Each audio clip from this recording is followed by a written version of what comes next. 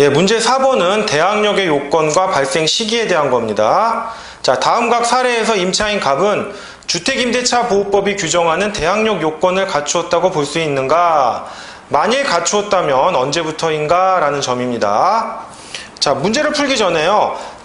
주택임대차 보호법에서 대항력을 취득하려면 어떻게 됩니까? 인도, 주택에 대한 인도와 주민등록의 이전,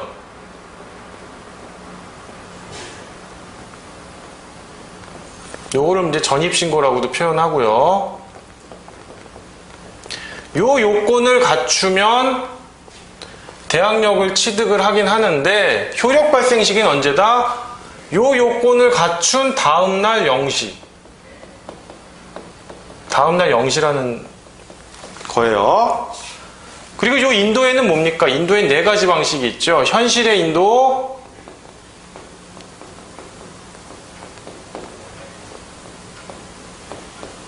간이 인도, 목적물,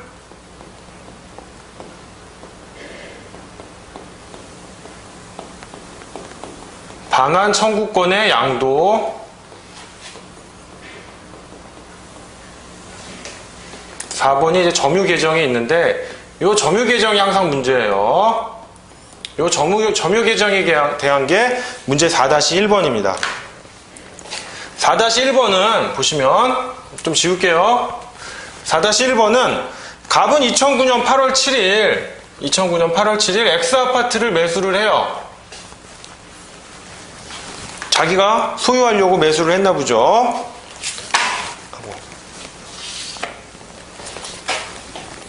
요거를 이제 시간 순서대로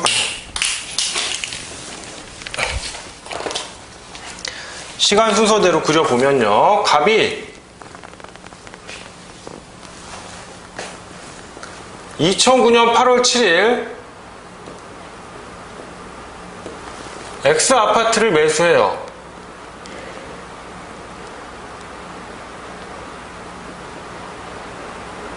X아파트를 매수해요. 그래서 같은 날 뭡니까? 자기 명의로 등기를 하죠.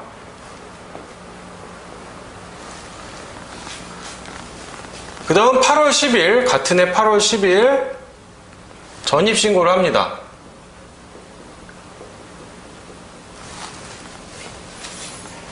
그렇기 때문에 요때 대항력을 취득했다? 아니죠. 이건 그냥 소유권이에요. 소유권자로서 전입신고한 거예요. 오해하시면 안 돼요. 너무 또 이제 주택임대차 이런 것만 보시니까 전입신고만 나오면 뭐 임대차의 대항력을 취득했나라고 하는데요. 전입신고는 말 그대로 주민등록 이전하는 거예요. 여러분이 이사를 갔는데 임대차로 이사를 갈 수도 있고요. 새로운 집을 구해가지고 새로운 소유자로서 이사 갈 수도 있잖아요. 그때 하는 게 전입신고인 거예요. 내가 주소가 바뀌었습니다. 뭐 전입신고에 종류가 있는 게 아니에요. 뭐 임대차의 대항력을 취득하기 위한 전입신고, 새로운 소유자로서의 전입신고 이런 게 있는 게 아니에요. 그냥 전입신고예요. 쭉 거주를 하다가 언제입니까? 2011년 5월 10일 을에게 이제 매도를 해요. 을에게 매도를 하고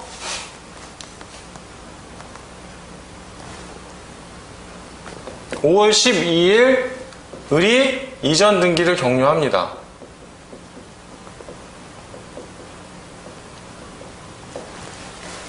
이전 등기를 격려를 해요.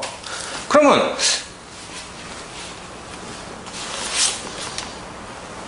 근데 이 사안에서 뭐가 있습니까? 을에게 매도를 하고 갑이 어떻게 합니까? 을로부터 저 X아파트를 다시 임차인으로 계속해서 거주해 온 거예요.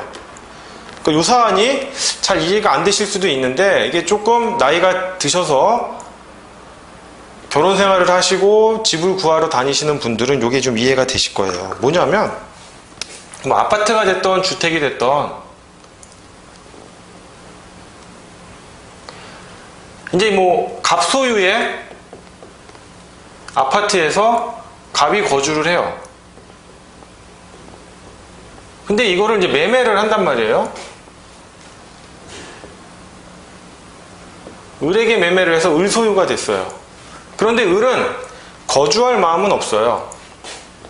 그럼 다시 갑이 거주를 해요. 거주하는 사람은 동일한데 거주를 하는 권한이 달라요. 이때는 뭡니까? 소유자로서 소유권에 기해 거주를 하는 거라면 얘는 이제 매매를 했으니까 소유권은 없죠. 임차권에 기해 거주를 하는 거예요. 근데 외부에서는 이게 보이지가 않아요. 그냥 갑이 쭉 있으니까 이 등기부를 떼어보지 않는 한 갑에서부터 을로 소유권이 변경됐고 갑의 거주의 권한이 소유권이었고 이때는 임차권이구나. 그때서야 알지 등기부 떼어보기 전에 아무도 모릅니다. 이거를 흔히 인도 방법 중에 뭐라고 합니까? 점유 개정이라고 하잖아요. 점유 개정이라고 하는데 이 점유 개정이 아까 대항력 취득 요건 중 인도 플러스 전입신고에서 문제를 발생시켜요. 보면 뭐 이런 경우죠. 조금 여담으로서 이제 갑은 을에게 매매 대금을 뭐 3억 원 받을 수 있다고 쳐요. 그러면 갑이 다시 임대차를 해야 되니까 을에게 뭡니까?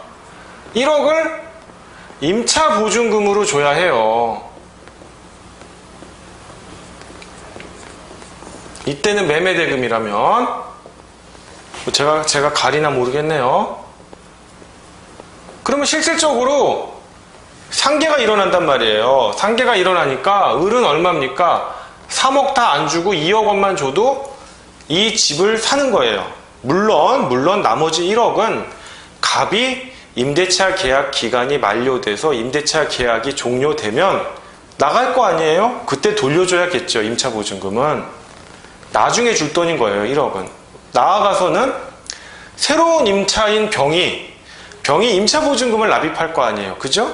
그 돈 받아서 다시 갑에게 줘도 되는 거예요. 그냥 2억 갖고 이 집의 소유권을 계속 유지하는 거예요. 다만 거주는 못하겠죠. 그래서 이런 거를 이제 거래계에서는 뭡니까? 전세 끼고 샀다 이런 말을 하는 거예요. 전세 끼고 샀다. 물론 그때의 전세는 채권적 전세죠. 임대차를 말하는 거예요. 하여간 요거는 뭐 그냥 여담이었고요. 어쨌거나 이런 경우에 어떤 문제가 생기냐면 이 문제에서 보면 도대체 갑이 임차인으로서 주택임대차보호법상의 대항력을 취득하는 시기는 언제냐? 인도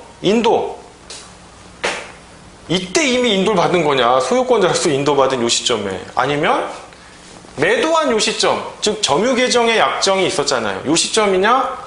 아니면 이전 등기를 격려한 요 시점이냐?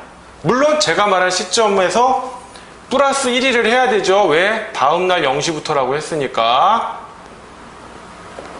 오케이? 이건 항상 제가 전제로 하는 겁니다. 또 순진하게 이날이니까 이날부터 효력 발생하나 보다 이런 거 아니에요. 항상 이길 0시부터.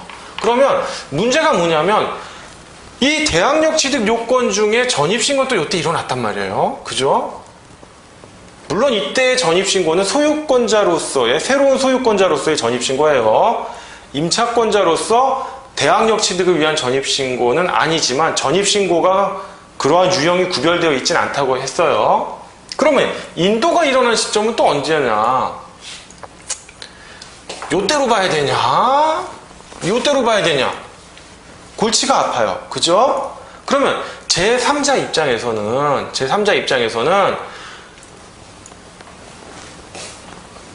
주민등록을 띄워봤을 때 요때는 뭐 어떻게 보이겠어요? 요때는 물론 이제 주민등록하고 등기부를 다 대조해 보겠죠. 요때는 얘 전입신고가 소유권자로서 이전해온 거구나 라고 보이겠죠. 그런데 요 시점에서 보면 어떻게 되겠어요? 요 시점에서 보면 을 명의로 이전 등기가 격려됐으니까 을이 소유권자잖아요. 그러면 뭐 추가로 전입신고할 필요는 없어요. 왜? 갑은 계속 거주하는 곳은 동일하니까. 그럼 이때의 전입신고의 성격이 바뀌는 시점이 언제다? 요때라는 거죠. 전입신고의 성격이 바뀌는 시점이.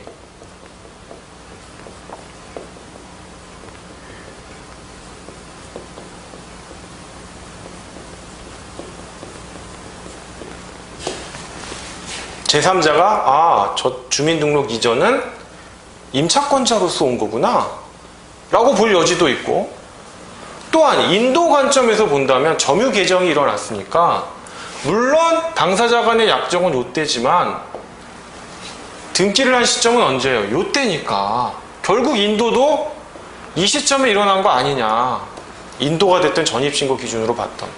그래서 2011년 5월 12일 이길 0시에 대항력을 취득한다 라고 보는 게 이 판례입니다. 이 판례 알아두셔야 돼요. 그 다음 문제 4-2번이에요. 문제 4-2번은 갑은 임대인으로부터 X주택을 임차하였어요. 근데 인도도 하지 않고 인도받지도 않고 전입신고도 하지 않고 그러던 와중에 뭡니까? 의뢰 승낙을 받아 병에게 다시 전대를 했어요. 이 전대인은 2011년 6월 10일 주택을 인도받아서 전입신고까지 했어요. 그러면 임차인 갑이 대항력을 취득하는 시점은 언제냐 이거예요. 본인은 대항력 취득을 위한 어떠한 행위도 안 했어요. 인도도 안 받고 전입신고도 하지 않았어요. 그렇다면 결국 뭐다? 전차인 병을 기준으로 놓고 볼 수밖에 없다라는 거예요. 전차인 병이 대항력을 취득한 시점은 2011년 6월 10일이죠. 2011년 6월 10이니까 그 다음날 이길 6월 11일 0시부터 임차인 갑이 대항력을 취득한다는 거예요. 왜? 이 전대차는 뭐다? 임대인의 승낙을 받은 적법한 전대차이고,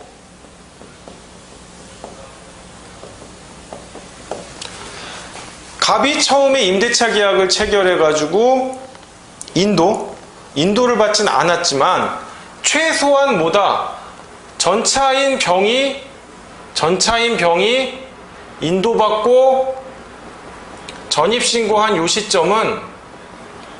시점부터는 뭐다? 갑의 간접점유를 인정할 수 있기 때문이에요. 간접점유를 인정할 수 있기 때문에 인도를 받고 전입신고를 한 다음날 0시부터는 임차인 갑이 대항력을 취득하게 된다라고 하는 점입니다. 자, 그러면 문제 4-3입니다. 문제 4-3. 문제 4-3은요.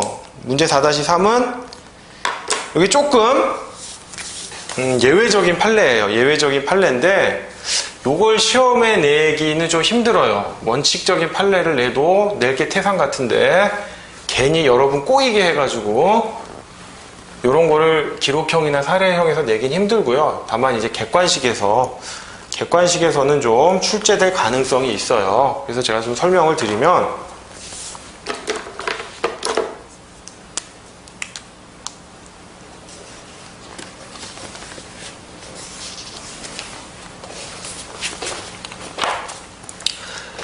자, 2008년 이것도 이제 시간 순서대로 그림을 항상 그리세요. 보기 편하게. 2008년 9월 7일 A는 B 회사로부터 전대가 금지된 X 아파트를 임차를 해요.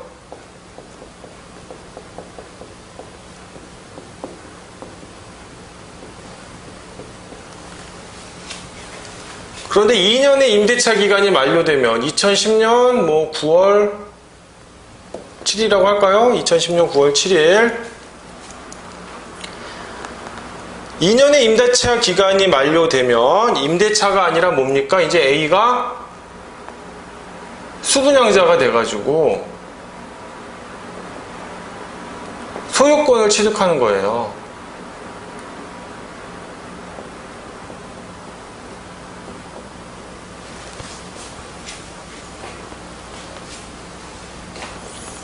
그래서 분양받기로 약정을 했어요.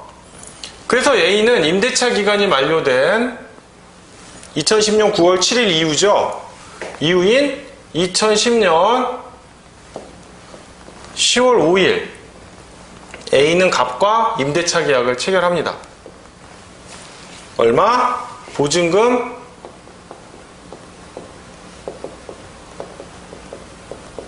6천만원, 기간 2년,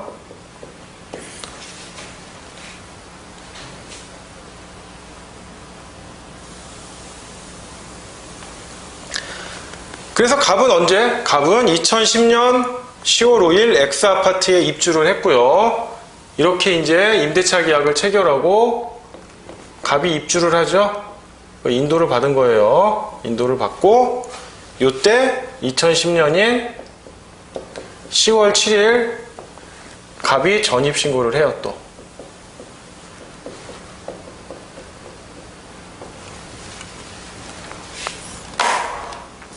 근데 A는 언제 분양을 받습니까? 분양은 2년의 임대차 기간이 만료되면 분양받기로 했는데 분양을 실제로 언제 받습니까? 훨씬 이후인 요때 받아요. 2011년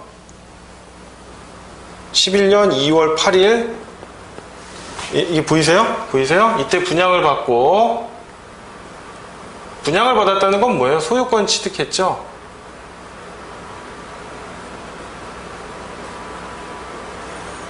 그리고 2011년 2월 10일 이전 등기를 격려합니다. 이전 등기를 격려해요. 누가? A가. 그렇기 때문에 엄밀히 말하면 요 A와 갑 사이의 요 계약은 뭐다? 임대차 계약은 아니고 전대차 계약이 되는 거예요. 이게 뭐냐면 처음에 B회사로부터 A가 체결한 계약은 뭡니까? 임대차 계약이니까 여기 임차인이겠죠? 그리고 처음에 임대차 계약 약정에서 임대차 계약 약정에 분양 전환 약정도 포함되어 있었을 거예요. 그 분양 전환의 내용은 뭐다? 임대차 계약 기간이 만료되면 이 임차물의 소유권을 내가 취득할게. 그 다음에 내가 소유권자로서 마음대로 할게 라고 했기 때문에 그 이후인 2010년 10월 5일에는 A와 갑이 체결한 이 임대차 계약은 전대차 계약이 될 거예요. 아니, 임대차 계약이 될 거예요. 소유권자로서. 왜? 이 시점에 A가 소유권을 취득했기 때문에. 그런데 사안에서는 어때요? 사안에서는 실질적으로 소유권 취득을 못 하잖아요.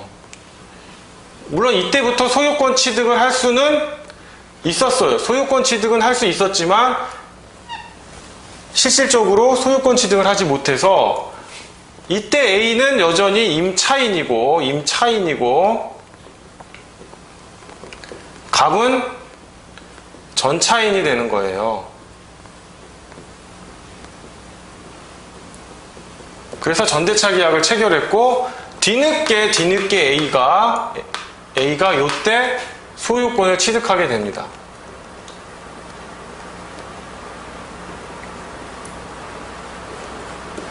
그러니까 이런 사안이 뭐 보편적인 사안은 아니고요. 이게 흔히 말하는 임대 아파트예요. 임대 아파트. 이거 조금 여담인데 조금 여러분들 긴장을 풀고 들으시면 사실 이제 여러분들 집을 살려면 목돈이 필요하잖아요. 목돈이 필요하니까 임대 아파트를 분양을 해요. 애초에 이거는 팔겠다는 게 아니라 사업주가 이 소유권을 가지고 이 시공사가 소유권을 가지고 임대를 하는 거예요. 일반적으로 뭐 건설회사, 임대로 유명한 회사가 있어요. B회사. 제가 말씀드리기 좀 그렇고, 이 건설회사가 임차인과 임대 계약을 하고요. 혹시나 이 임차인이 정말로 생활이 어려워야 돼요. 어렵지 않고 임차를 받아서, 원래 이게 좀 싸거든요. 싸요.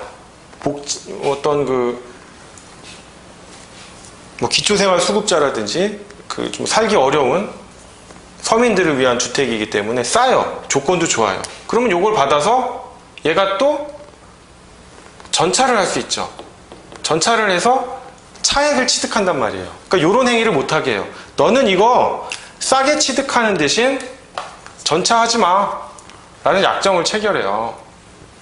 약정을 체결하고 일정 기간이 지나면 뭐 2년일, 사안에선 2년인데 뭐 10년일 수도 있고 5년일 수도 있는데 그때 되면 이 임차받은 건물을 네가 매수를 해라. 매수를 해서 소유권자가 되라.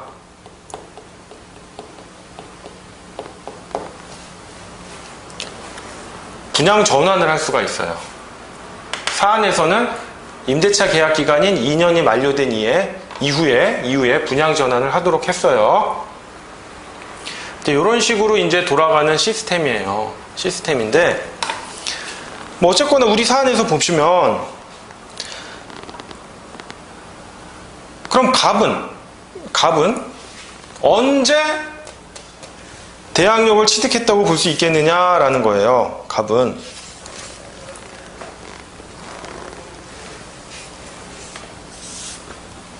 자, 주민등록상으로는 2010년 10월 7일부터 소유자 아닌 갑이 X아파트에 거주하는 것으로 나타나 있어서 제3자가 보기에는 갑의 주민등록이 소유권 아닌 임차권을 매개로 하는 점유라는 것을 인식할 수 있었으므로 위 주민등록은 갑이 전입신고를 한 2010년 10월 7일부터 임대차를 공시하는 기능을 수행하고 있었다고 할 것이고, 따라서 갑은 2011년 2월 10일 X아파트에 관하여 A 명의의 소유권 이전 등기가 마쳐진 즉시 A와의 계약에 기한 임차권의 대항력을 취득하였다고 할 것이다 라는 점이에요. 즉, 사안에서 묻고 있는 건 뭡니까? 이 문제의 취지는 갑의 대항력 취득 시기거든요. 갑의 대항력 취득 시기. 그러면 처음에 A는 B회사로부터 임대차 계약을 체결했고, 임대차 계약인 2년이 만료되는 시점에 분양 전환을 해서 이 임차 목적물에 대한 소유권을 취득할 수 있는 권리를 확보했어요. 오케이? 그런데 돈이 없었는지 소유권 취득을 못하고 미루고 있다가 A가 뭐 꼬드겼겠죠. 내가 장차 이 물건의 소유권자가 될 거야 라든가, 아니면 임차권에 기해서 뭐 또 전대차를 놨다고 볼 수도 있겠고요. 갑과 임대차 계약을 체결한 건 맞아요. 뭐 임대차 계약이 됐건 전대차 계약이 됐건 체결한 거예요. 뭐 문제에서는 전대했다라고 명시적으로 줬는데 사실 아직은 모르는 거예요. 그럼 갑이 입주를 하고 여기서 이제 인도를 받은 거죠. 인도를 하고 전입신고를 한 시점은 여기에요. 그러면 2010년 10월 7일 다음 날 0시부터 대항력 취득의 요건이 발생해야 되지 않겠느냐라고 하지만 아직 갑은 뭐예요? B회사랑 임대차 계약을 체결한 게 아니잖아요. 아직까지 소유자는 B회사잖아요. 그죠? 그러면 A회사가 소유권을 취득해야지만 요게 뭡니까? 요게 임대차 계약이 되잖아요. 임대차 계약이 되잖아요. 그죠? 마치 A는 뭡니까? 전대차 계약으로 볼 수도 있겠지만 이거를 임대차 계약으로 보려면 A는 마치 타인 소유의 목적물에 대한 임대차 계약을 체결한 거랑 마찬가지예요. 마찬가지란 말이에요. 그래서 최소한 A가 뭐다? 소유권 취득을 한 2011년 2월 10일 A가 소유권자가 되고 동시에 적법한 임대인이 되니까 이 임대차 계약이 주택임대차보호법상의 적용을 받는 임대차 계약이 된 거예요. 그때서야. 그러면 인도랑 전입신고는 그 요건을 갖추면 다음날 효력을 발생한다고 그랬죠. 다음날 0시부터. 그런데 이건 이미 효력을 다 갖췄어요. 이건 뭡니까? 임대인 쪽에서 요건을 못 갖춘 거예요. 그러니까 뭐 다음날 0시부터 이런 걸 따질 필요가 없이 언제? 2011년 2월 10일 A 명의로 X아파트에 대한 소유권 이전 등기가 격려된 요 시점부터 바로 임차인 갑은 대항력을 취득한다라는 거예요. 이거 즉시 대항력을 취득한다라는 점입니다. 요 부분이 조금 달라요. 요 부분 조금 달라요. 요 부분. 이 부분이 임차 아파트의 분양 전환이라고 하는 여러분 좀 생소한 개념들이 들어가 있고요. 그 다음에 임차인으로서는 모든 대항력 요건을 갖췄단 말이에요. 갖췄는데 뭐다? 임대인이 적법한 소유권자 또는 임대인의 지위를 갖추지 못한 경우에 대항력 취득의 효력 발생 시기는 언제냐? 즉시다. 임대인이 소유권자로서 이전 등기를 격려한 그 시점에 즉시 발생한다. 요 문제 4-3번 문제 이전에 4-2는 뭐예요? 임차인이 인도도 하고 전입신고도 했지만 그 인도가 뭡니까? 점유개정에 의한 인도였기 때문에 이 경우에는 인도랑 전입신고가 불완전했던 거예요. 그렇기 때문에 그 경우에는 점유개정에 따른 소유권 이전 등기가 격려된 다음날 0시부터 효력이 발생했던 겁니다. 문제 구별하셔야 돼요. 자, 그 다음에 문제 4-4번인데요. 4-4는 이거 그냥 한번 읽어보세요. 요거까지 내지는 않을 것 같아요. 요걸 내면은 정말 너무한 거예요. 진짜. 그러니까 요런 게 있구나 정도만 아시면 되고요. 요거는 시험에 좀 나오긴 어려울 것 같습니다. 그래서 넘어가도록 하겠습니다. 그 다음에 문제 5번입니다. 문제 5번은 대항력의 존속 요건 및 대항력이 미치는 인적 범위에 대한 거예요. 인적 범위에 대한 거. 요 부분 설명을 드릴게요. 자, 요 부분 설명드리기에 앞서서 여러분들 이제 다가구 주택과 다세대 주택의 차이를 좀 아셔야 돼요. 요 부분이 이게 뭐 시험에 나오거나 하진 않지만 요 부분을 좀 알고 계셔야, 상식 차원에서 알고 계셔야 돼요. 뭐 이거 이제 공인중개사 공부를 좀 하신 분들은 또는 뭐 직장 경험이 건설회사나 이런 부동산 쪽에 계신 분들은 요걸 좀 분류를 쉽게 하시는데 그렇지 않은 분들은 자꾸 헷갈려요. 처음엔 이해했다가도 뭐지? 라고 또 헷갈려요. 헷갈린단 말이에요. 물론 뭐 주택건설촉진법에 요 부분이 나와요. 분류, 구분, 비교하는 부분이 나오지만 그 조문까지 알 필요는 없어요. 뭐 연면적이 얼마고 뭐 몇 층 이상이고 그런 거 알 필요는 없고요. 그런 걸 묻진 않습니다. 다만 요것만 아시면 돼요. 다가구 주택은 여러분들이 예전에 보시면 하숙집 같은 거 보시면 돼요. 근데 또 요즘 하숙집은 또 보면 잘 져놨잖아요. 마치 고시원 같이 각 방마다 있고 방마다 호실도 있고 전기나 수도도 따로 막 계량기가 있고 그래서 또 감이 안 오실 수가 있는데 다가구 주택은 그냥 이 주택단지에 보시면 큰 주택이 있단 말이에요. 큰 주택이 있어서 그냥 이 방을 나눠 쓰는 경우라고 보시면 돼요. 나눠 쓰는 거예요. 이 각각이 구분이 없는 거예요. 그냥 여러 가구가 모여 사는 거예요. 여러 가구가. 근데 다세대 주택은요, 마치 이제 이렇게 보시면 돼요. 아파트는 아닌데, 아파트는 5층 이상이어야 되는데, 다가구나 다세대는 4층 이하입니다. 이렇게 이제 딱딱 문도 있고 출입구도 다르고요. 이렇게 세대가 분리되어 있는 거예요. 독립적으로.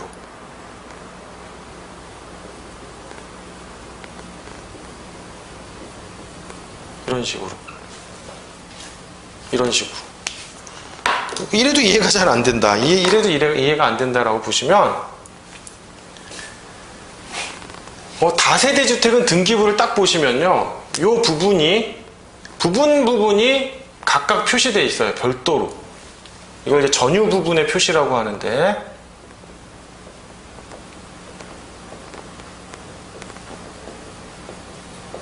등기부를 보면 각각이 나눠져 있어요. 근데 여기는 언뜻 보면 사는 게 다 각각 다르고 여기는 A라는 사람이 살고 B라는 사람이 살고 C, D 사니까 사는 건 다르죠. 남의 집 들어가면 안 되죠. 집은 아니고 남의 방 들어가면 안 되겠지만 등기부를 딱 보면요.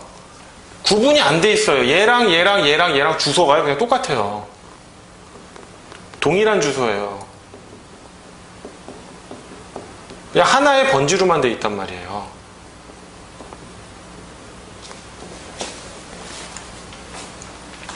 그 차이가 있어요. 다가구와 다세대는. 물론 법적으로 또 다른 요건들이 있지만 그거는 여러분 시험 범위에 아무 상관이 없는 거고 아실 필요도 없어요. 아실 필요도 없어요. 요거만 알고 계시면 돼요. 그렇기 때문에 다세대 주택은요, 다세대 주택은 임차를 하잖아요. 임차를 하면 만약에 얘가 여기가 이제 뭐 1호실이다, 2호실이다, 3호실이다라고 하면 이 1호실에 사는 사람이 대항력을 취득하면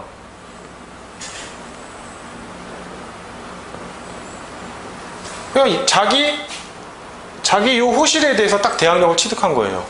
그 다음에 2번 사람이 대항력을 취득하면 자기 호실에 대해서 대항력을 취득한 거예요. 각각 구분 대항력을 취득한 거예요. 근데 요거는 뭐냐면 대항력을 취득했다라고 하면은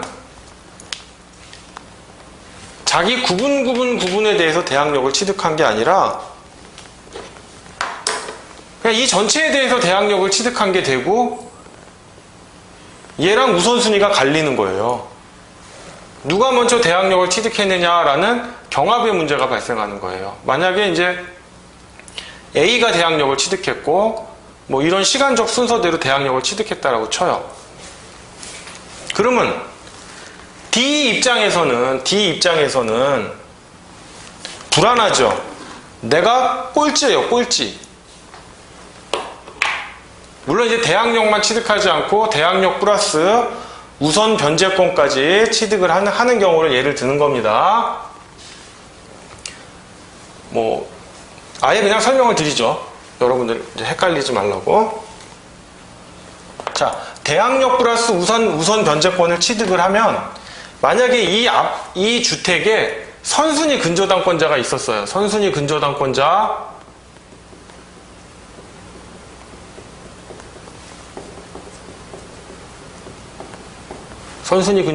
갑이 있었다. 그럼 얘네들이 다 대항력 우선 변제권을 다 각각 취득을 했어요. 순서대로, 시간적 순서대로 이런 식으로. 그러면 일단 갑이 우선해서 배당을 받고요. 그 다음 A, B, C, D가 되는 거예요. 그럼 D 입장에서는 항상 불안해요. 내가 꼴번이니까. 그러면 순위가 어떻게 승진이 되느냐? A, B, C, D 순으로 아마 이 집에 임대차를 들어왔을 거예요. 근데 어느 날 A라는 사람이 나가고 E라는 사람이 이제 들어왔어요. E라는 사람이 들어오면 자기 순위가 승진을 해요. A가 빠져나가니까 A가 빠져나가서 순위가 승진해요. 이렇게 되는 거예요. 그러니까 나보다 먼저 들어온 사람이 하나씩 임대차 계약 기간이 만료돼서 종료가 된 다음에 나가서 다음 사람이 새로운 임대차 계약을 체결해서 내 뒤를 받쳐줘야 하나씩 순위가 승진되는 거예요. 그래서 처음에 임대차 계약을 체결해서 다가구 주택에다가 임대차 계약을 체결해가지고 대항력 플러스 우선 변제권을 갖추는 건 좋은데 실질적으로 보장이 안 되는 거예요. 왜냐하면 자기 호실별로 갖고 있는 게 아니라 자기 호실별로 독점적으로 갖는 게 아니라 이 건물 전체에 대해서 여러 명이 다 달라붙는 거니까. 즉 다가구 주택은 그냥 한 개의 소유권이라고 보시면 돼요. 그러니까 이 한 개의 소유권에 여러 명이 달라붙는 거고 그러다 보니까 시간적 순서가 중요한 거예요. 누가 선순위냐. 더더군다나 이러한 임차인들 경우에는 시간적 선순위가 앞선 순위가 임대차 계약이 종료돼서 기간 만료로 종료해서 나가줘야지만 그때서야 나의 순위가 이제 하나씩 승진이 된단 말입니다. 그런데 다세대 주택은 대항력 플러스 우선 변제권을 가지면 이거는 각각의 소유권이에요. 여러 개의 소유권이란 말이에요.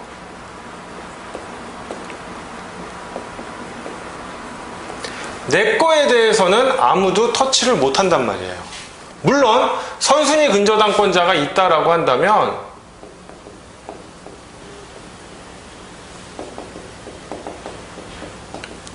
선순위 근저당권자가 있다면 그 사람 배당받고 내가 그 두 번째로 가는 거예요. 얘도 선순위 근저당권자 두 번째로 자기 부분에 대해서 두 번째로 가는 거예요. 물론 근저당도 통으로 칠 수 없고 각 호실별로 쳐줘야죠. 여기서 쳐준다는 말은 설정해준단 말입니다. 이게 다세대가 다가구랑 틀린 점이에요. 여러 개의 소유권이에요.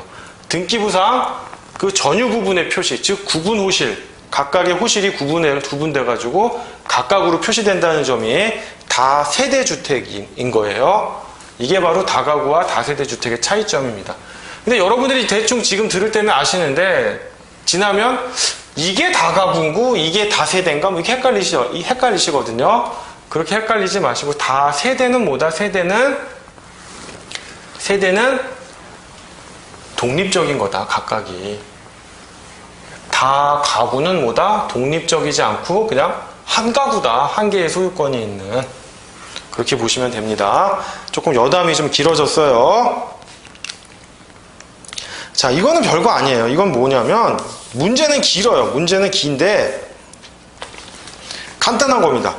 갑은 2009년 7월 13일 다가구용 단독주택으로 건축되어 소유권 보존 등기가 마쳐진 서울 은평구 응암 2동 145 지상의 지하 1층, 지상 3층 주택 중 1층의 일부분을 그 소유자인 을로부터 임차한 후 같은 날 서울 은평구 응암 2동 145로 전입신고를 했어요. 언제? 갑이 2009년 7월 13일 다가구용 단독주택, 다가구 주택이죠.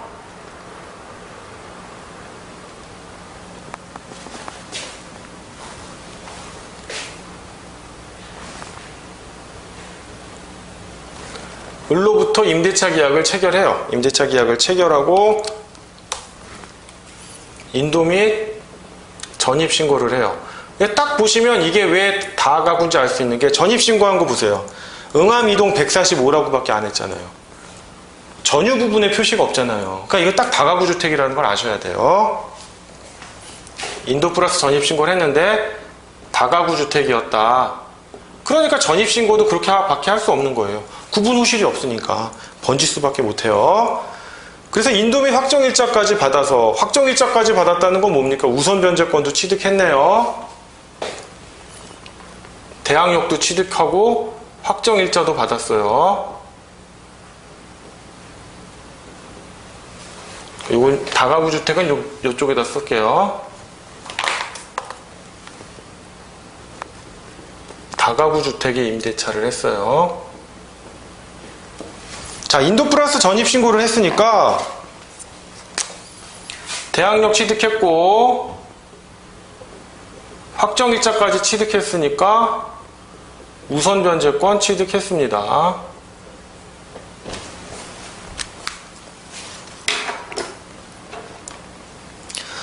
그 이 사건 주택을 포함한 당해 건물 전체의 소유권을 취득한 병은 다가구용 단독주택인 이 건물을 다세대 주택으로 변경을 해요. 이제 을이 병에게 이제 매매를 했나봐요. 매매를 해서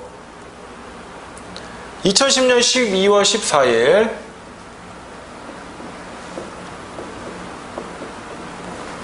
다세대 주택으로 변경을 합니다. 그 명의로 소유권 이전 등기를 마쳤고 관할관청은 이 사건 주택에 관하여 집합 건축물 대장을 작성하였으며 이에 종전 다가구용 단독주택에 관한 등기부는 폐쇄되고 이제 폐쇄 등기부죠. 2010년 12월 20일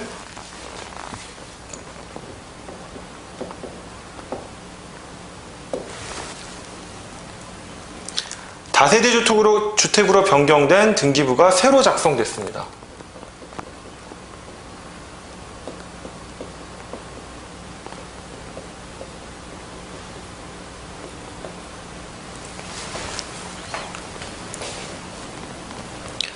그 다음 뭡니까? 2010년 12월 21일 근저당권 설정 등기가 격려가 되죠. 자, 자, 갑은 2010년 12월 29일, 너무 이쪽으로 몰려왔네요. 보이시나 모르겠어요. 근저당권이 설정된 요 이후에 뭐를 해요? 아까 서울 은평구 응암 이동 145호까지밖에 전입신고를 못했는데 다세대 101호로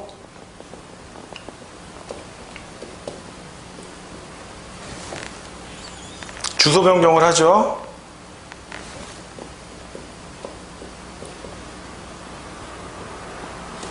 그 이후 이제 근저당권이 실행됐단 말이에요. 그러면 갑이 대항력을 취득한 시점이 언제냐라는 거예요. 갑이 대항력을 취득한 시점이 이때냐? 아니면 이때냐? 이때로 본다면 근저당권자보다 선순위니까 상관이 없어요. 대항할 수 있는데 이때라고 주소 변경을 한 시점이라고 본다면 근저당권보다 후순위니까 대항할 수가 없어요. 그러니까 이 부분에 대해서 일단 결론은 대항력을 주장할 수 있습니다. 이유를 보시면요.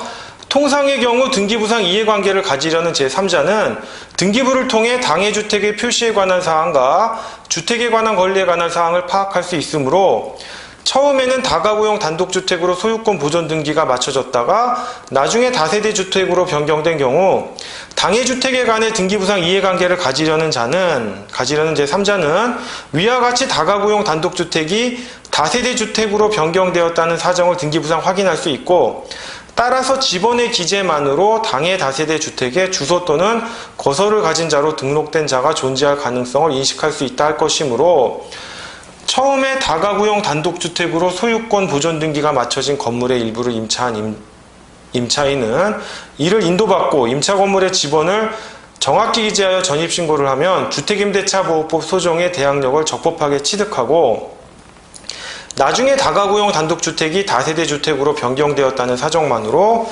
임차인이 이미 취득한 대항력을 상실하는 것은 아니다라고 했어요. 뭐 당연한 판결이죠. 보면 이때 근저당권을 설정할 때 근저당권을 설정을 어떻게 합니까? 그냥 합니까? 그냥 하지 않아요. 나의 근저당권이 몇 번째냐? 그게 상당히 중요해요. 만약에 1순위 뭐가 있으면 1순위에 뭔가 다른 뭔가가 있어요. 그죠? 그러면 내가 근저당권을 설정하면 해봤자 2순위잖아요. 그죠? 그러면 어떻게 합니까? 담보가치가 이만큼 저감됐잖아요. 1순위에 의해서. 그러면 만약에 이 아파트가 이건 예를 드는 거예요. 아파트가 3억짜리인데 1순위로 뭔가 1억이 잡혀 있단 말이에요. 그럼 2순위 근저당권자는 어떻게 돼요? 아, 내가 아무리 이 담보가치를 파악해도 2억밖에 파악이 안 되니까 피담보 채무, 즉 금전소비대차 계약에 의한 금전을 얼마를 대여해 주겠어요? 맥시멈 2억밖에 대여를 안 해줘요. 왜? 2억을 돌려받으면 상관이 없는데 못 돌려받으면 담보를 실행해야 되거든요. 담보권 실행을 위한 임의경매를 해야 되는데 내 담보가치가 얼마예요? 2억밖에 파악이 안 되는데 어느 정신 나간 사람이 2억 담보를 갖고 10억을 빌려주겠어요?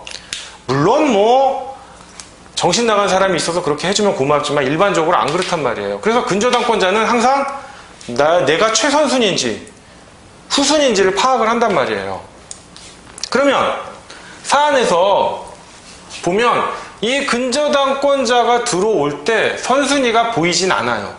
그죠? 왜?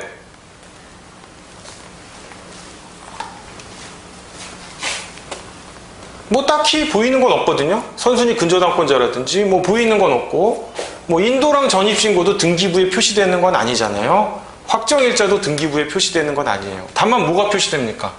다가구 주택이었다가 다세대 주택으로 등기부가 하나가 새롭게 작성됐다는 걸 볼 수 있죠. 이 다가구 주택에 따른 등기부가 폐쇄되고 폐쇄 등기부가 되고 이게 신설이 된단 말이에요. 그러면 근저당권자로서는 앞에 아무도 없지만 이거 있을 수도 있겠구나. 예전에 뭐다?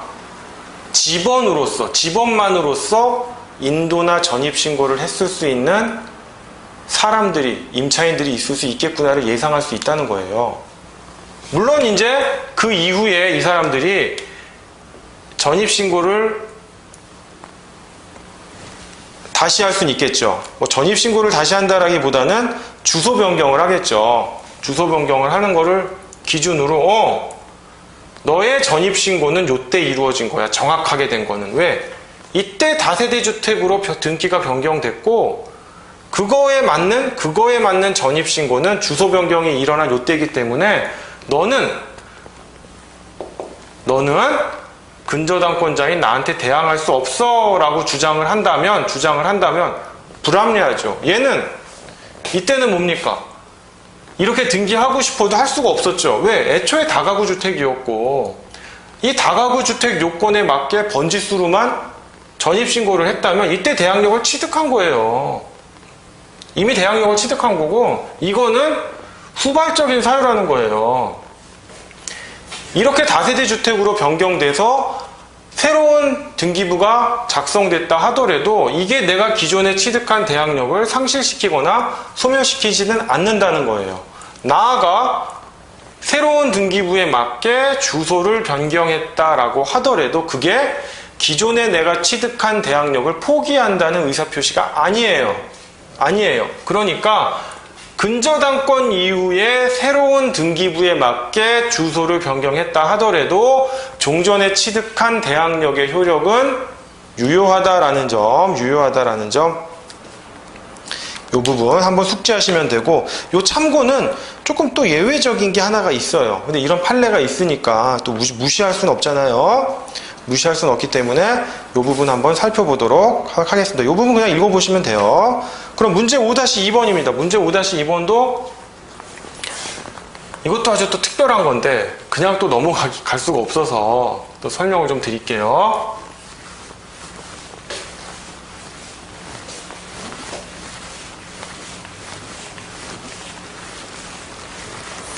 문제 5-2번도 원리만 아시면 돼요. 원리만 아시면 되는데 뭐 어렵진 않습니다. 갑은 2006년 10월 31일 또 이제 시간 순서대로 한번 그려볼게요. 2006년 31일 갑은 을과 임대차 계약을 체결합니다. 뭐 X주택에 대해서. 기간은 2년. 그 전입신고도 했죠?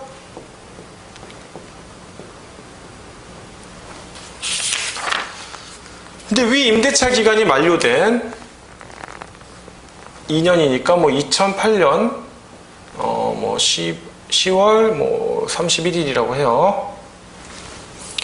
임대차 계약 기간이 만료된 후 을이 임대차 보증금을 반환하지 않으므로 임대차 보증금 반환 청구의 소를 제기하여 승소 판결을 받은 후 그 판결이 확정되자 그의 터잡아 X주택에 관하여 강제경매 신청을 하여 언제? 2009년 12월 4일 경매 개시 결정이 내려집니다.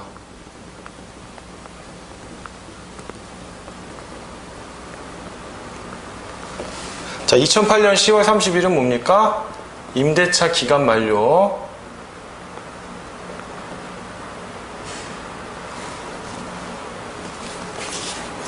그 경매 절차에서 병이 2010년 7월 26일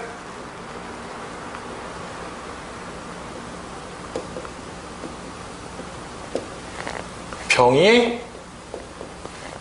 매각 허가 결정을 받아요.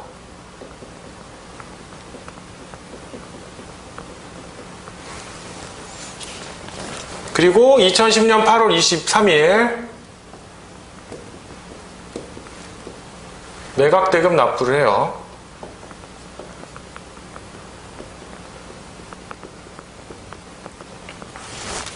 보이시죠?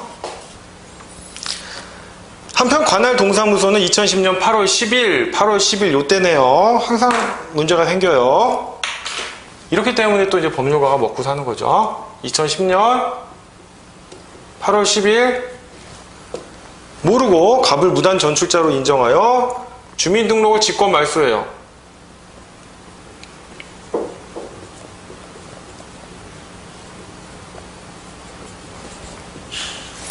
갑은 뒤늦게 주민등록이 직권 말소된 사실을 알고 이의 신청 기간이 지난 후에 이의를 제기하여 관할 동사무소가 2011년 1월 14일, 훨씬 이후네요.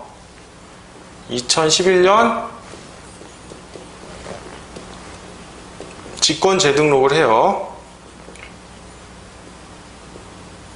근데 뭡니까? 이의 신청 기간을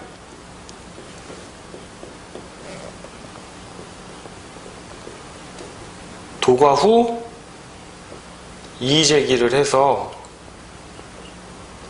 직권 재등록을 한 거죠.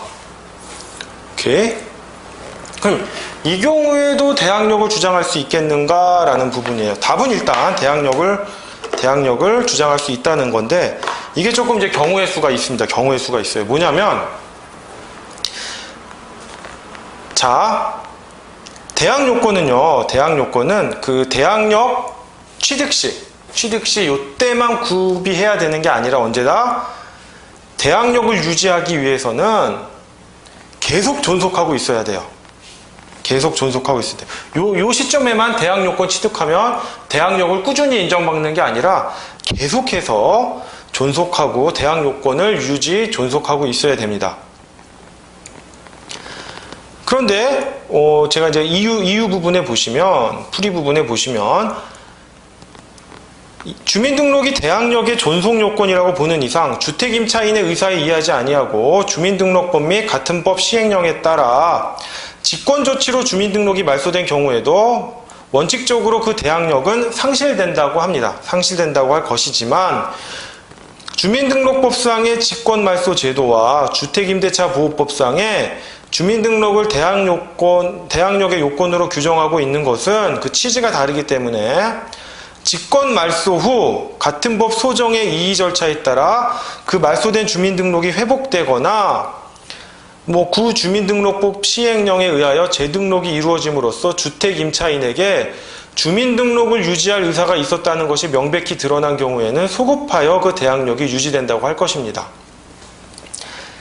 다만 그 직권 말소가 주민등록법 소정의 이의 절차에 의하여 회복된 것이 아니고 직권 말소 아닌 경우에는 직권 말소 후 재등록이 이루어지기 이전에 주민등록이 없는 것으로 믿고 임차주택에 관하여 새로운 이해관계를 맺은 선의의 제3자에 대하여는 임차인은 대항력의 유지를 주장할 수 없다고 봄이 상당합니다. 보면은 대항력을 취득을 했거든요. 그래서 대항력이 쭉 와요. 오다가 어느 시점에 상실을 해요. 2010년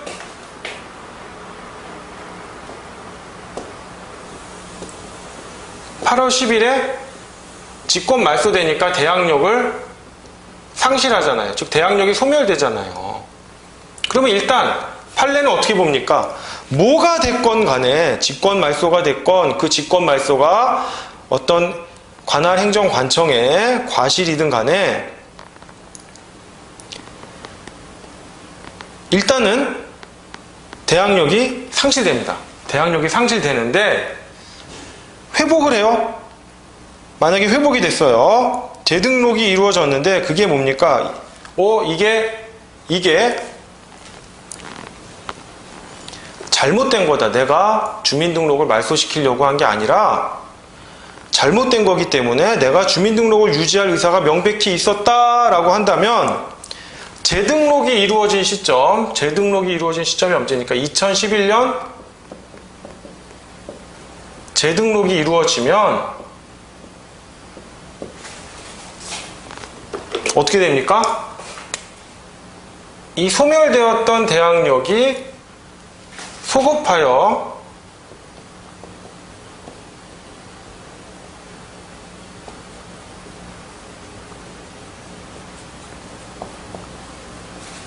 대항력이 회복이 돼요. 소급하여 대항력이 회복이 돼요. 오케이? 그런데 소급하여 대항력이 회복이 되는데 이게 정상적인 과정을 거쳐서 된 재등록이냐? 자, 소급하여 대항력이 회복이 된다면 아까 요 사이에서는 뭡니까? 일단은 대항력을 상실시킨다고 그랬죠. 그 직권 말소가 정당하게 됐건 또는 행정관청의 과실에 의해서 부당하게 됐건 간에 일단 주민등록이 직권 말소되면 대항력이 상실이 돼요. 요 기간 동안에는 대항력이 없는 거예요. 그죠? 그래서 요때 뭐 새로운 이해관계를 맺는 이 대항력에 앞서는 선순위 근저당권자가 나타날 수가 있어요.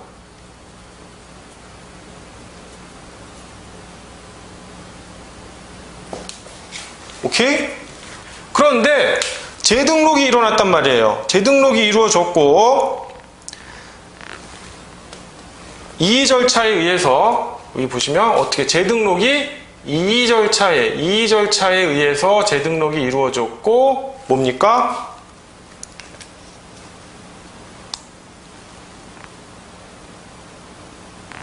그 다음에 주민등록 유지 의사가 있다면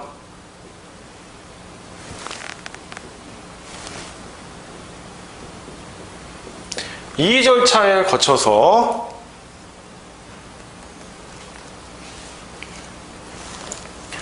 이거 좀 지울게요. 제가 내용이 좀 복잡해지니까 이 판례 내용을 좀 이해를 하셔야 되니까요.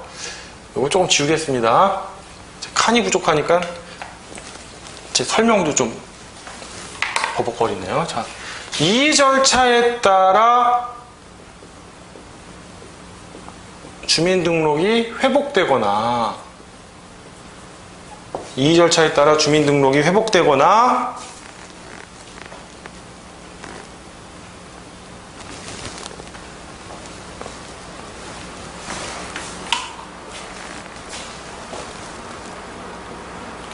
재등록이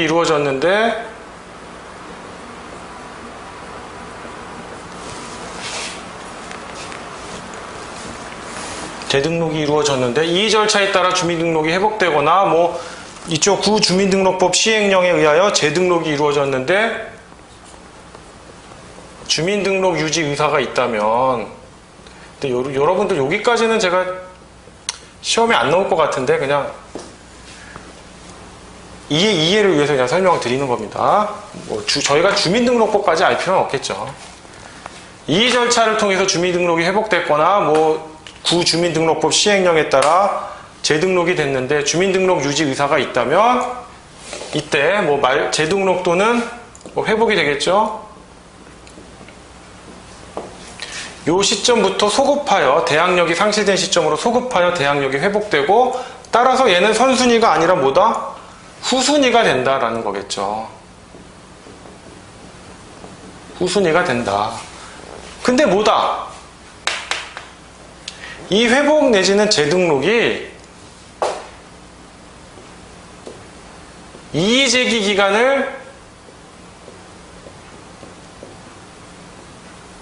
도과해서 이루어졌다면 이의제기 기간을 도과해서 이루어졌다면 소급은 하는데 이의제기 기간을 도과했다면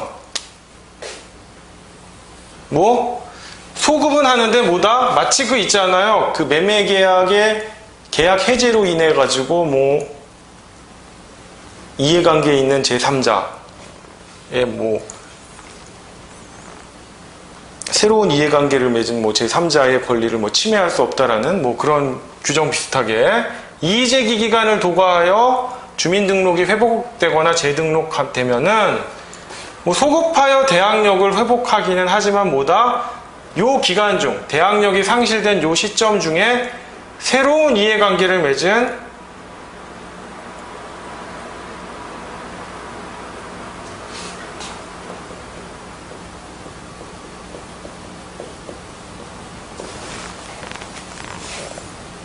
그냥 3자도 아니고 뭐 선의의 제3자에게는 대항력 주장 못한다.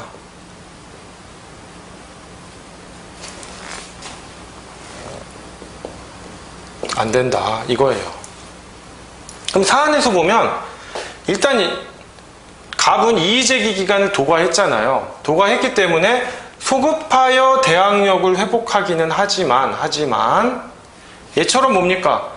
중간에 새로운 이해관계를 맺은 제3자, 선의이든 악의이든 불문하고 중간에 새로운 이해관계를 맺은 제3자보다 무조건 앞서는 건 아니라는 거예요. 왜?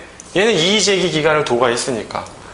즉 대항력을 상실한 시점까지 소급하여 대항력을 회복하지만 이의제기 기간을 도과했기 때문에 너의 과실도 있기 때문에 그 기간 중 대항력이 상실된 기간 중 새로운 이해관계를 맺은 선의의 제3자에게는 대항력을 주장할 수 없다는 거예요. 그럼 사안에서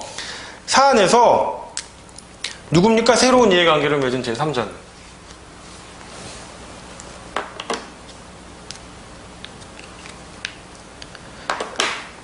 병이겠죠. 병.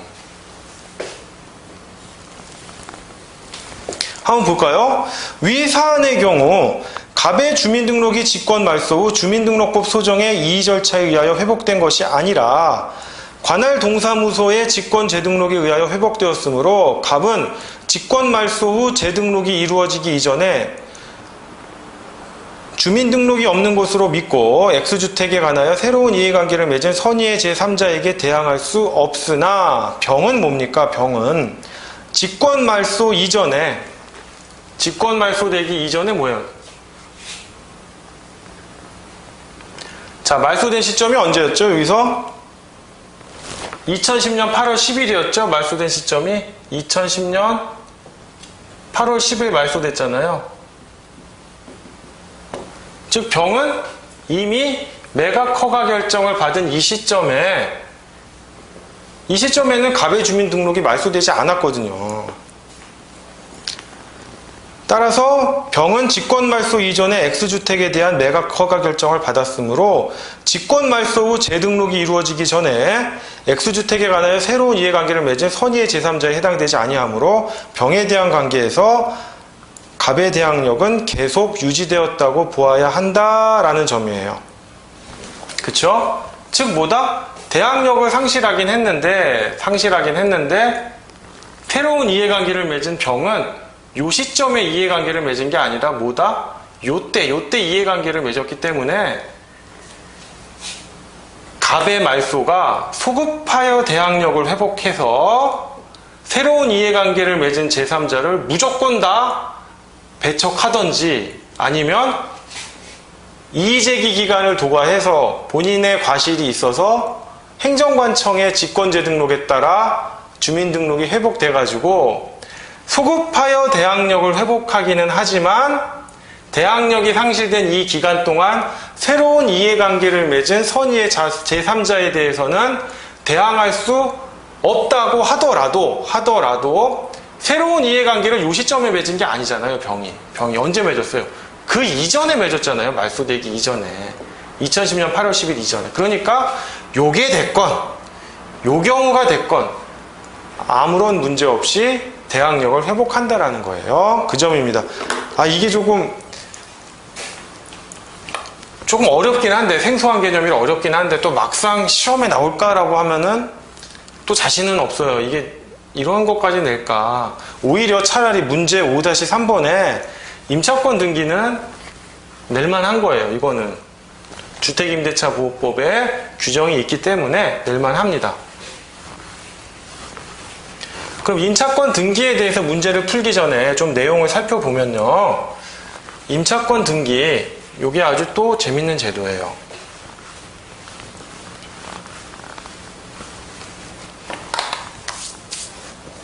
자, 아까 대항력에 있어서 대항요건은 뭐예요? 그 취득 시에만 구비하면 족하는 게 아니라 뭡니까? 대항력을 유지하기 위해서 계속 존속하고 있어야 한다라고 했으니까 뭡니까? 대항력을 행사하려면 이 대항력 취득 요건인 인도 플러스 전입 신고가 존속하려면 계속 유지가 돼야 된다는 거예요. 계속 유지를 해야 되는데 지금 뭐예요? 임차인 입장에서는 이제 임차보증금 돌려받고 딴 데 이사 가고 싶어요. 그런데 지금 상황을 보니까 여차하니까 임차보증금을 못 돌려받을 것 같아요. 우선 변제권을 행사하자니 후순위인 것 같고, 내가 임차보증금을 다 못 돌려받을 것 같고, 아니면 우선 변제권을 위한 확정일자를 받지 못했거나 대항력만 있거나, 이 경우에 어떡합니까? 이사는 가긴 가야 되는데 내 임차보증금을 돌려받으려면 대항력을 행사하려고 하니까 대항력은 뭐랍니까? 취득 시에만 구비하는 게 아니라 그 대항력을 유지하려면 계속 존속하라고 하니까 울며 겨자 먹기로 그 집에 있어야 돼요. 임차 보증 돌려받을 때까지. 그러니까 임차인의 거주 이전의 자유가 침해가 되잖아요.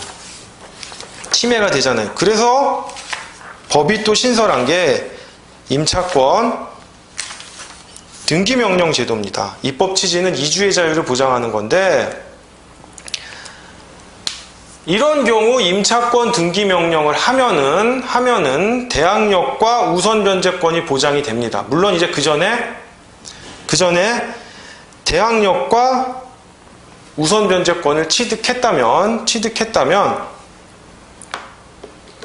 그거에 의해서 보장이 되지만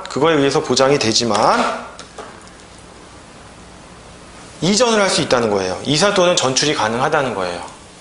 다시 한번. 임차권 등기 명령을 하면은 임차권 등기를 하면은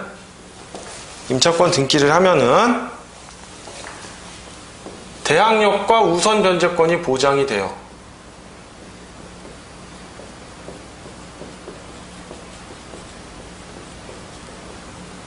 그런데 선생님 아까 대항력은 인도플러스 전입신고고 인도플러스 전입신고의 다음날 영시라고 하고 거기에 덧붙여서 확정일자를 받으면 우선 변제권 갖는다면서요. 그럼 이거랑 뭐가 달라요? 두 가지로 취득할 수 있다는 거예요. 그렇게 취득할 수도 있고 요렇게도 취득할 수 있다는 거예요. 요렇게도 취득할 수 있다는 거예요. 만약에 기존에 인도플러스 전입신고 게다가 확정일자까지 받아서 대항력과 우선 변제권을 취득했다면 임차권 등기를 한 시점부터는 여기서부터 또다시 임차권 등기에 의한 대항력과 우선 변제권을 가지니까 기존의 대항력 취득한 대항력은 뭐예요? 그걸 유지하려면 계속 점유하고 있어야 되잖아요. 임차 목적물에.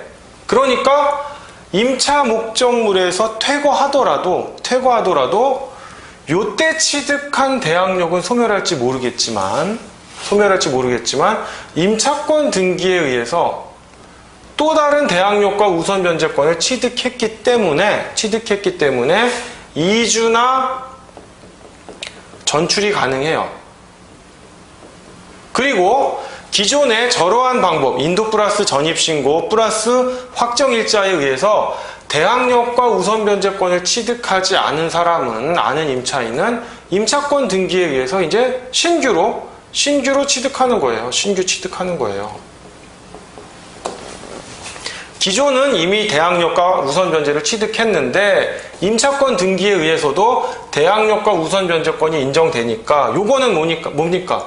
등기만 하면 되고 계속 점유할 필요가 없잖아요. 그러니까 요거에 의해서 대항력과 우선 변제권이 보장되니까 이 대항력을 유지하기 위한 계속적인 점유가 불필요하게 된 거죠. 그러니까 이주나 전출이 가능한 거죠. 오케이? 그 다음 임차권 등기 명령을 내리면 등기 명령시가 아니라 언제다? 등기를 격려한 시점에 대항력과 우선 변제권이 생긴다는 거예요. 그 다음 등기 후 생긴 소액 임차 보증금에 대해서는 보호를 해주질 않습니다. 왜냐하면 요거에 의해서 일단 보장이 되기 때문에 그것이 주택임대차보호법 제3조의 3 제6항에 나와 있습니다. 그리고 임차권 등기 명령을 하면은 등기 격려가 되면은 배당 요구를 특별히 하지 않더라도 우선 변제권이 보장된다라고 하는 점이에요. 그럼 좀 보다 구체적인 내용은 문제를 통해서 한번 파악을 해볼게요. 보시면 자, 갑은 문제 칠판 좀 지우고요. 갑은 2007년 2월 22일 을로부터 을 소유인 인천 계양구 작전동 900-1 단립연립주택 나동 401호를 임차보증금 4천만원 임차기간 이렇게 2년으로 정하여 임차를 하고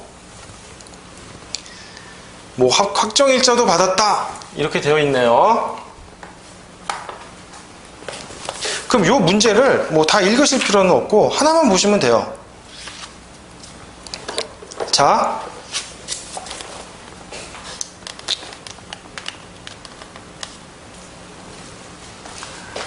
(2009년 5월 14일) 뭡니까?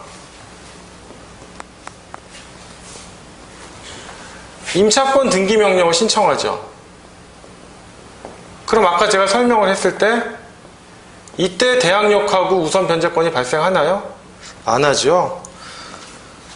임차권 등기 명령과 등기 명령이 내려진 것도 아니에요. 등기 명령 신청만 했어요. 그럼 이 단계에서 어떻게 되느냐? 명령이 내려지고 그 명령에 의해서 등기가 격려가 되는 거예요. 그런데 명령 신청만 한 상태에서 5월 18일 뭡니까? 이사를 하고 전출을 하죠. 이사 및 전입신고를 하네요. 서촉으로. 그리고 임차권 등기는 언제? 5월 20일.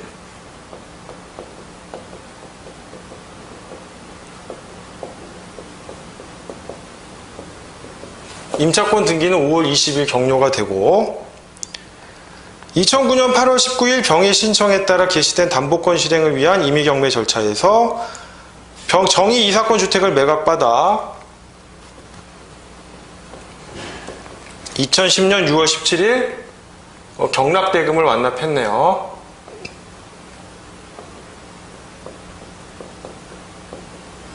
정의 경락대금을 완납을 해요. 그러면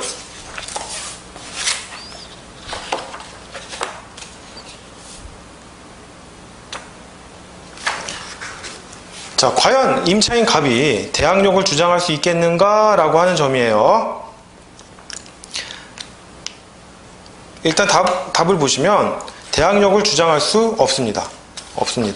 보시면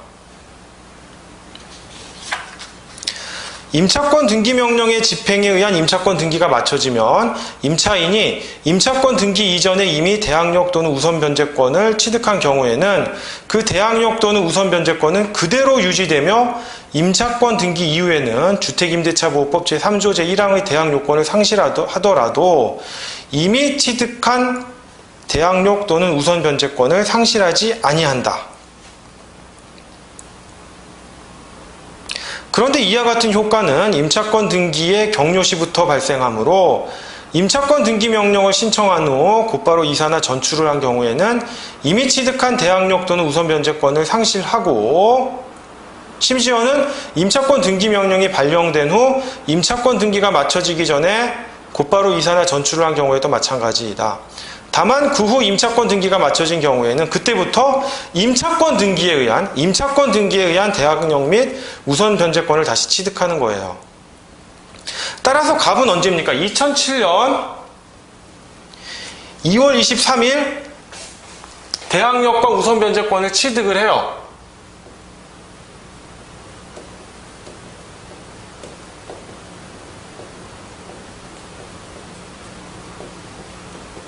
이거는 임차권 등기 명령에 의한 임차권 등기가 격려돼서가 아니라 말 그대로 인도 플러스 전입신고를 통해서 대항력을 취득하고 확정일자를 받아서 우선 변제권을 취득한 거예요.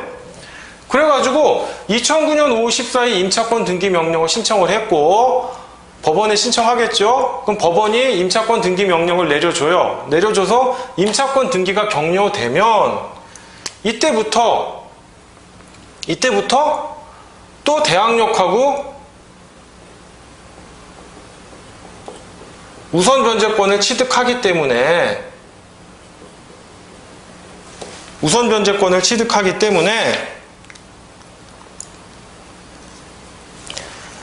이 기존에 취득한 대항력과 우선 변제권이 그대로 유지가 되는 거예요. 유지가 되고 임차권 등기에 의해서 대항력과 우선 변제권이 유지되니까 기존의 대항력과 우선 변제권을 유지하기 위한 계속적인 점유가 필요가 없게 되는 거예요. 따라서 이사나 전출을 갈 수 있는데 지금 언제 이사를 간 거예요? 임차권 등기 명령을 신청하고 나서 바로 갔단 말이에요. 바로 갔어요. 그러니까 2009년 5월 18일 뭡니까? 이때 대항력과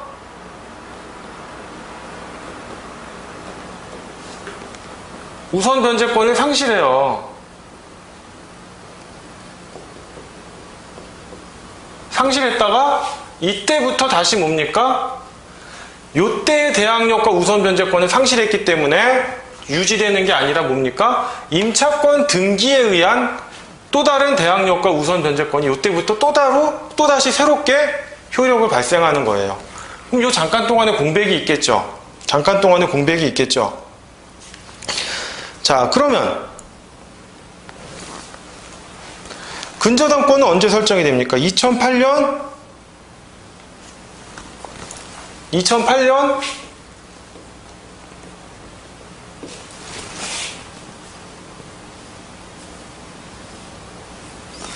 2월 19일 근저당권이 설정이 되고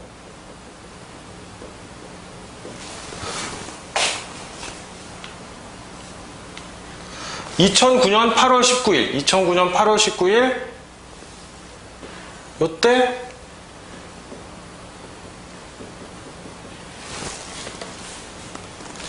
경매가 개시되잖아요. 오케이?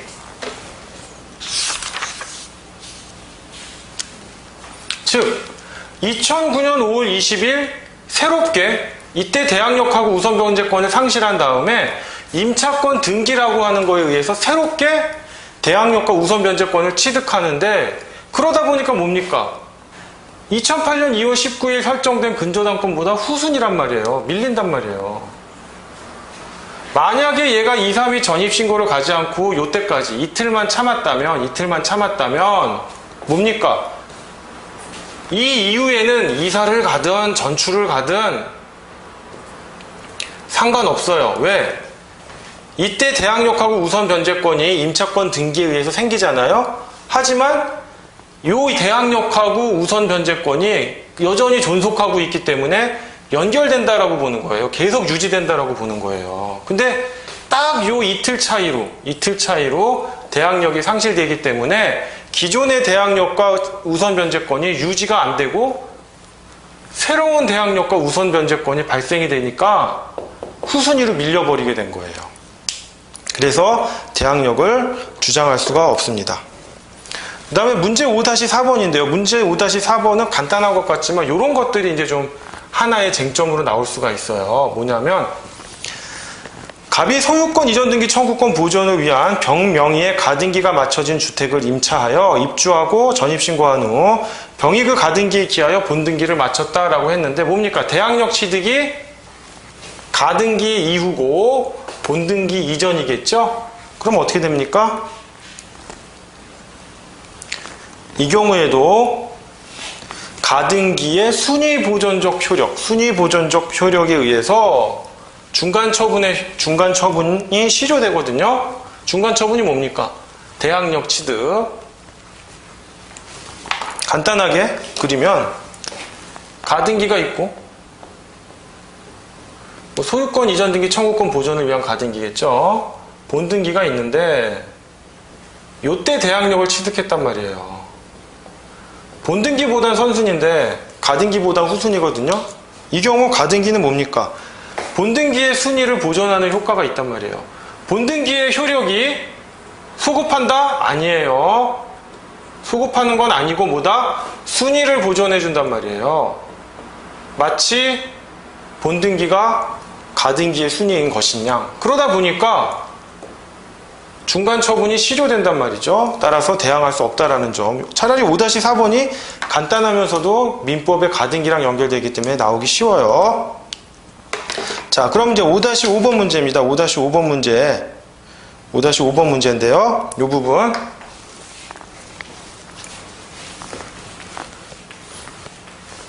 (5-5번) 문제까지만 풀고 대항력 설명을 마치도록 하겠습니다. 5-5번은 어렵지 않습니다. 자, X주택에 관하여 5-5의 양괄호 1번 문제인데요. X주택에 관하여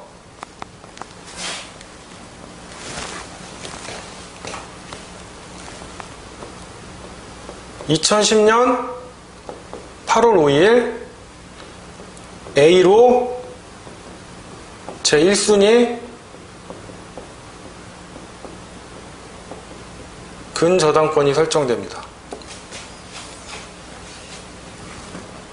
그 다음 2010년 10월 7일 뭡니까? 임차인 갑이 입주 및 전입신고를 해요. 그 다음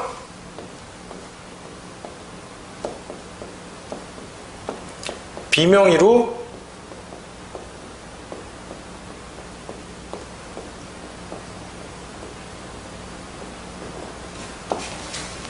이렇게 됩니다.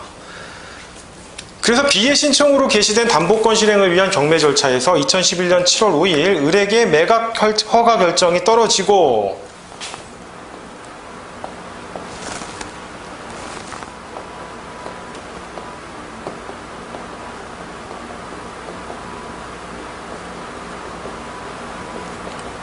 매각 허가 결정이 떨어지고 2011년 7월 21일 매각 대금을 납부합니다. 매각 대금을 납부해요. 2011년 7월 22일 그 명의로 소유권 이전 등기를 한 후 갑을 상대로 X주택의 인도를 청구하였다라는 거예요. 누가? 을이 이제 낙찰을 받은 경락인이니까 새로운 소유자겠죠? 그러면 갑이 대항력을 주장할 수 있겠냐 이거예요.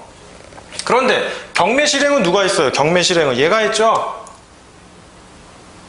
경매 실행은 얘가 했지만 제가 민법 임대차 일반이론 설명할 때도 설명드렸잖아요. 민사집행법 보시면 어떻게 되어 있어요? 후순위 근저당권이 실행되더라도 선순위 근저당권이 소멸하잖아요. 그죠? 마치 선순위 근저당권이 실행된 것처럼. 그렇기 때문에 선순위 근저당권이 소멸되는 이상 그 뒤에 있는 것들도 다 소멸이 돼요. 그러니까 이 대항력도 주장할 수가 없어요. 그렇기 때문에 임차인 갑은 대항력을 갖고 을에게 대항할 수가 없습니다. 그러면 매각 허가 결정 후인 2011년 7월 매각 허가 결정 후인 2011년 7월 15일 즉 매각 대금 납부하기 전이네요. 15일 이 A의 근저당권의 원인이 되는 피담보 채무를 누가 변제를 해줘요. 물론 이제 문제에서는 채무자가 변제를 했다라고 했는데 채무자가 변제를 했다고 칩시다. 그럼 이게 소멸하죠. 피담보 채무가 소멸하니까 부정성에 의해서 근저당권도 소멸해요. 그러니까 이 대항력이 1순위가 되겠죠. 그럼 후순위 근저당권자인 B가 경매를 실행하더라도 이 대항력은 여전히 유지가 되는 거예요. 따라서 대항할 수가 있습니다. 을에게. 그럼 이 경우 이제 이건 민사 집행의 문제인데 을 입장에서는 처음에는 얘가 낙찰을 받을 때는 뭐예요? 2순위 근저당권이 실행됐지만 대항력에 앞서서 1순위 근저당권자가 있었고 민사집행법 제98조일 겁니다. 제98조에 의하면 선순위 근저당권도 소멸하기 때문에 이 대항력도 소멸하겠구나. 짝짝짝 소멸되니까 나는 이 정도 금액으로 낙찰받아서 매각대금을 납부하면 되겠지라고 생각했는데 매각 허가 결정을 받고 매각대금을 납부하는 요 사이에 떡하니 채무자가 변제를 해줘버려요. 그러다 보니까 을은 이미 매각 허가 결정이 났고 매각대금도 결정이 됐어요. 납부만 하면 되는데 어떤 겁니까? 갑의 대항력이 부활해요. 갑의 대항력이 부활을 하니까 졸지에 을은 완전한 소유권을 취득하는 게 아니라 갑이 대항력을 행사하는 불완전한 소유권을 취득하는 거예요. 갑이 눌러 앉아 있는 거예요. 그러니까 을은 임차보증금을 갑에게 지급할 의무는 없지만 갑의 대항력에 의해서 갑을 내보내려면 사실상의 대항력의 우선 변제 효과에 의해서 갑에게 임차보증금을 또 추가로 줄 수밖에 없는 거예요. 이 경우 을 입장에서는 민사집행법 제127조 제1항 유추 적용에 의하여 나의 부담이 현저히 증가하게 됐다라고 해서 매각 허가 결정의 취소를 신청할 수 있습니다. 물론 이건 민사집행법 쟁점이니까 써주시면 가점이고 안 써주셔도 무방한데 중요한 건 뭐다? 매각 허가 결정이 났고 매각 대금을 납부하기 전 요 사이에 채무자의 변제로 제1순위 저당권이 소멸하면 이 대항력도 부활한다라는 거예요. 그래서 이 대항력의 부담을 안고 을이 소유권을 취득한다라는 건데 꼭 이 경우 채무자가 피담보 채무를 소멸시키지 않고 갑이 소멸시켜도 돼요. 이러다간 나 이거 대항력 날라가서 임차보증은 못 돌려받을 것 같아. 만약에 얘가 우선 변제권이 없다면 더더군다나 갑의 입장에서는 자신이 이거를 대위 변제할 수가 있어요. 대위 변제해서 이 근저당권을 소멸시키고 대항력을 부활시키는 거예요. 갑의 입장에서는 무조건 이렇게 하는 건 아니고 선택하는 거예요. 내가 우선 변제권이 없네? 대항력밖에 없는데 이러다가 내가 대항력마저 날아가니까 대항력만이라도 유지시켜야겠다라고 하면 대위 변제를 하는 거고 설령 우선 변제권이 있더라도 야 이거 배당 가서 보니까 1순위 근저당권 금액이 너무 커서 얘 배당하고 나면 나한테 떨어질 게 없어.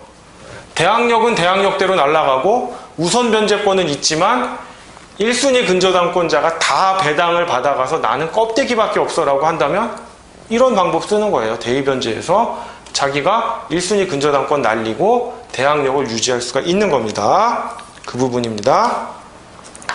자, 그럼 문제 5-3인데요. 위 사례에서 X주택이 위와 같이 경매 절차에 의하여 매각된 것이 아니라 2011년 3월 21일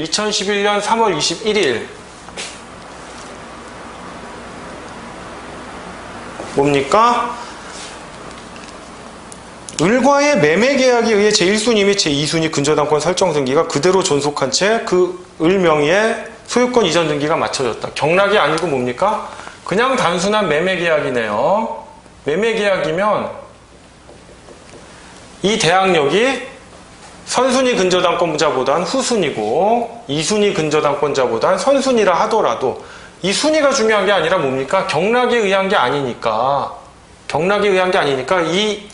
이게 이러한 부담이 새로운 소유자가 그대로 안고 가는 거예요. 요째로 그냥 새로운 소유자 을이 부담을 하는 거예요. 뭐 달라지는 게 없어요.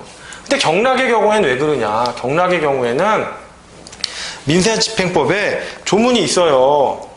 민사집행법에 의하면 후순위 근저당권자가 경매를 신청하면 선순위 근저당권도 소멸을 해요.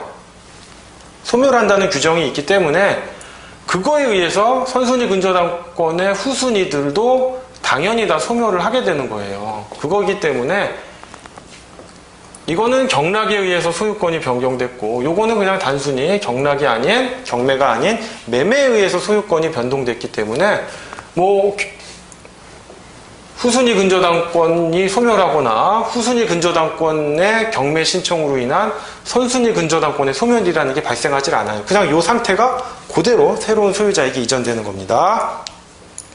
자, 문제 5-6번은요. 요거는 이제 그 아파트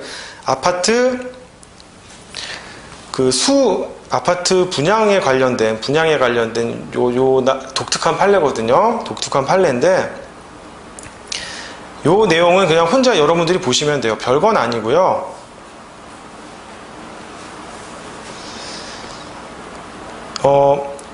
바로 이제 답을 보시면 주택임대차보호법이 적용되는 임대차는 반드시 임차인과 주택의 소유자인 임대인 사이에 임대차 계약이 체결된 경우에 한정되는 게 아니라 주택의 소유자는 아니지만 주택에 관하여 적법하게 임대차 계약을 체결할 수 있는 권한, 즉 사안에서 장차 수분양자로서 아파트의 소유권을 이전받을 수 있는 사람이 그냥 분양권만 갖고 있어요. 수분양권만 갖고 있고 아파트를 이전받거나 소유권 이전 등기를 격려하지 않은 상태에서 임대차 계약을 체결해요. 어차피 저 아파트는 내 거니까 장차 내가 저 아파트 소유권 취득하면 너한테 임대차 해줄게. 요래요. 요런 계약을 체결해요. 근데 그 상태에서 어떻게? 우연히 이 임차인이 이 아파트에 들어와 살게 됐어요. 살게 됐고, 그러니까 이 수분양자가 뭐 어떠한 경로를 통해서 이제 열쇠를 얻어가지고 그 열쇠를 통해서 이 임차인이 아파트에 들어와 살 수 있게 했어요. 했는데 문제는 뭐냐면 그 이후에 이 수분양자가 분양자로부터 뭐 시행사나 아파트 건설회사가 되겠죠. 시행사로부터 아파트 소유권을 이전받고 이전 등기를 격려해주면 되는데 어떤 사정에 의해서 이 분양계약이 해제가 돼요. 해제가 되니까 얘는 뭡니까? 이 수분양자는 해제가 돼서 소급적으로 이 소유권을 취득할 수가 없고 적법하게 임대차를 체결할 수 있는 권한도 없잖아요. 근데 뭡니까? 임대차라는 건 자기 소유의 목적물이 아니라 타인 소유의 목적물에 대해서도 임대차 계약 체결은 유효한 거고 그럼 이게 이행불능이 된 것이냐? 왜냐하면 분양계약이 해제됐기 때문에 이 수분양자가 아파트 소유권을 영영 취득할 수 있는 기회는 놓친 거잖아요. 그러면 이 임대차 계약은 해지된 거냐? 그건 아니라는 거예요. 뭐 어떠한 경로든지 간에 특이하게 얘가 이 열쇠를 구해가지고 여기서 살고 있다면 민법 제548조 제1항 단서에 의해서 계약 해제로 인하여 권리 침해를 받지 않는 제3자, 즉 분양계약이 해제된 건 시행자 또는 아파트 시공업자와 수분양자 사이 너희의 문제지, 너희 해제로 인해서 내가 취득한 임차권에 대해서 나는 영향을 받지 않는다, 권리를 침해받지 않는 제3자다라는 주장을 통해서 이 임차권은 대항할 수 있다라고 하는 좀 독특한 판례예요. 요거 하나, 요거는 좀 기록형이나 사례형보다는 객관식에 나올 수 있으니까 좀 알아두시기 바랍니다. 그 다음에는 이제 우선 변제권에 대한 설명과 문제 풀이를 하도록 하겠습니다.